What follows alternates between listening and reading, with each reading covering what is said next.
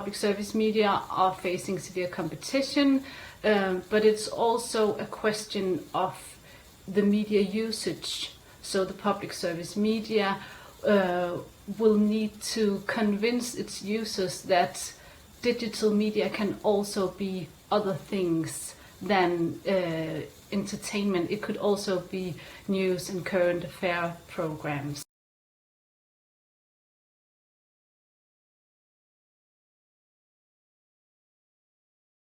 I think it's a question of the public service media being able to both be present in the way we use the media these days. And here we see a lot of personalization of our media usage. So they should somehow be able to meet this need. Here we can talk about a public service algorithm, for instance.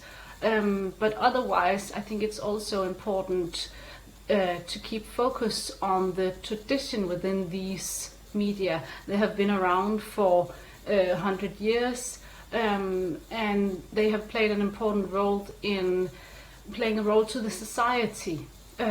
So making sure that we still have something in common, even though the audience is being fragmented. I think that would be an important part of the future of the public service media, to striking that balance between the personalization and still having things in common.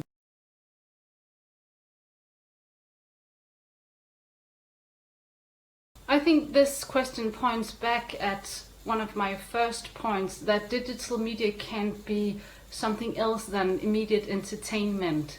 So that public service media plays an important role in also convincing the users that it can also be a question of common experiences, the traditional values of unbiased news, fair coverage of elections, so that we still keep an eye on the old values and try to merge them with the new digital environment.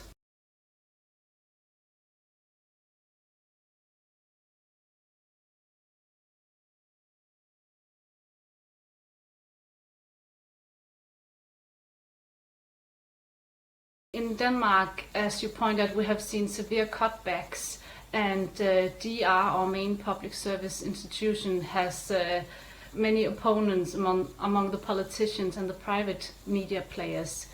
As I see it, a way out of this attack and defense could be more collaboration and more transparency and more sharing of, for instance, news stories. Because if DR as a public service broadcaster could collaborate more with the private newspaper, with other private platforms, then we might be able to not having this ongoing debate of money, because basically it's a question of who gets the most money, and is it fair that a public service media gets money, and is this taking money away from the private players? So if they could collaborate more, this might be a way out of this attack and defense.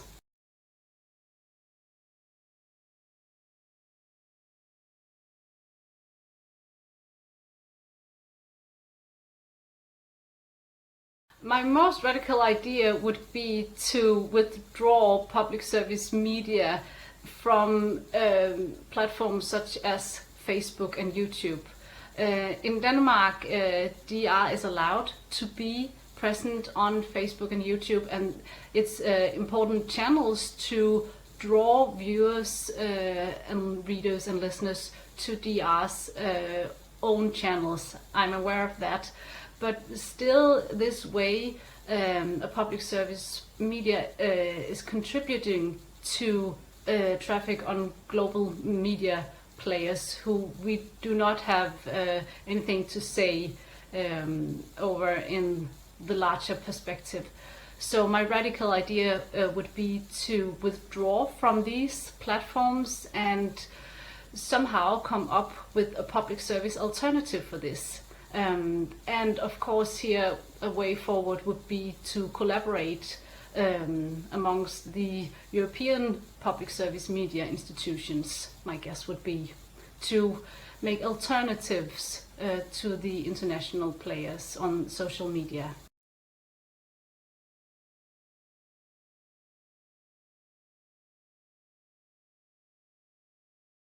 Yes, I would think that there is a need for that. We are all very much present on the internet in different ways, social media, search engines, but we have very little insight into what lays behind the interfaces.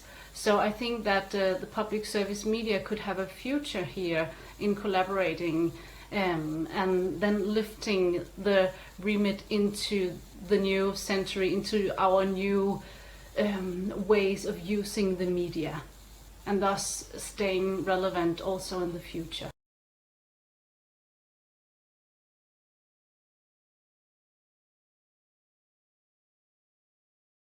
I would reach out to as many as possible, both locally, nationwide, but also internationally.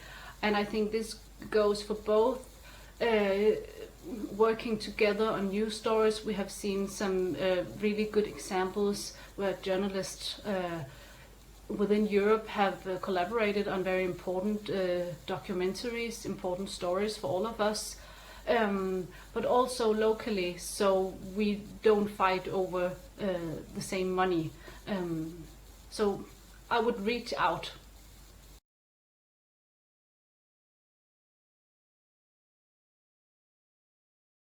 From where we are now in a global pandemic, it has also emphasized how we all need what the public service media can offer us content-wise. So we need some unbiased news. We need the fair coverage of foreign elections. And we have so many different channels to turn to. We have so many different versions of the news. It's so easy to find a view that fits your own. So that is why I think that the public service media are needed as the provider of common knowledge and common experience for all of the society.